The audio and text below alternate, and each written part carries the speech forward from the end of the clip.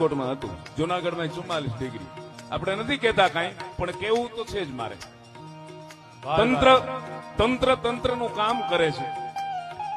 બિનકાયદેસર હોય ને એવું ગેરકાયદેસર ગોબો ગુનેગારી હોય, પણ આ ડિગ્રીમાં માણાના છાયા લઈ ન લેવાયો.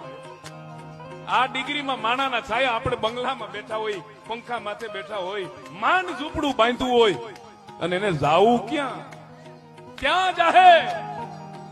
અહીંયા જન્મા છે. આ બોલી શકાતું નથી, પણ બોલવું પડશે. સત્ય વક્તા, રંજન સભા, कुशल दीन हितकाज, बेपरवाह दिल का बाड़ा, वो सच्चा कविराज. તડકામાં આપને કહું છું, આ ગરમીમાં કોઈ એવું નિરાધાર હોય, બે સહારા હોય, અને ભગવાને તમને આપ્યું હોય ને, તો એની માથે છાંયો કરજો, એની માથે હાથ આમ જરાક રાખજો.